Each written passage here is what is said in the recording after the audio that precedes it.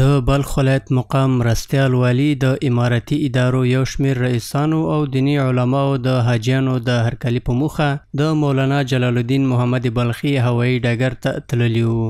دوی د دې ترڅنګ چې د شمال زون حاجیانو د صحیح سلامت راګرځېدو څخه خوښي څرګنده کړه. په سعودي عربستان هیواد کې د اسلامي امارت له لوري د رامنځته شوو اسانتیاو او د هیواد د حج او اوقافو وزارت له هڅو څخه یې هم یادونه وکړه.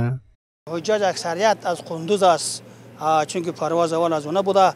الحمدلله تماما پرسونال رئیس صاحبه و امنیتی داخل طیاره میدان همگی در خدمت حجاج کرام بوده.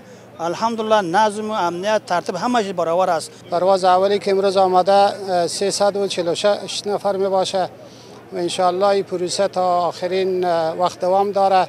فردا هم یک پرواز داریم، پس فردا هم دیگه پرواز داریم.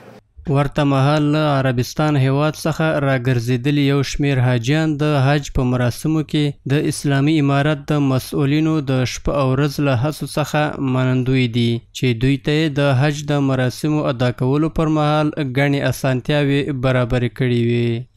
د حاجیانو لپاره څه کال ډېر ښه امکانات و. امارت اسلامي د افغانستان لپاره که معلمینو لخوا ووایه که د بوسې لخوا ووایه که د هره خوا نه ووایه امکانات ښه صحیح مهیا وه.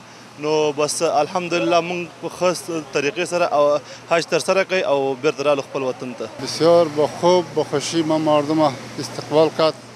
بسیار خوش هستم، بسیار با خوشی رفتم، با خوشی آمدیم. د یادولو وړ ده چې سږکال د هیواد له شمال زون څخه 5644 تنه د فرضي حج مراسمو ادا کولو په موخه سعودي عربستان هیواد ته لاړل چې تیر ماښام د شمال زون د حاجیانو لومړنۍ الوتکې د مولانا جلال الدین محمد بلخي په هوایي ډګر کې ناسته وکړه او تمه ده چې تر راتلونکو 10 ورځو پورې به د شمال زون ټول حاجیان هیواد ته راستانه شي.